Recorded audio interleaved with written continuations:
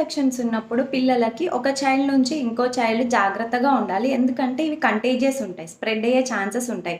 Like fever, cold, cough ఉన్నప్పుడు చాలా జాగ్రత్తగా ఉండాలి.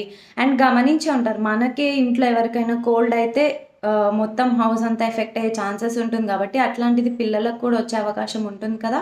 And example hand, foot, mouth disease గురించి చెప్తాను. ఇది వైరల్ ఇన్ఫెక్షన్ అండి. కంటేజియస్ ఉంటుంది. 3-6 డేస్ ఇంక్యుబేషన్ పీరియడ్ ఉంటుంది.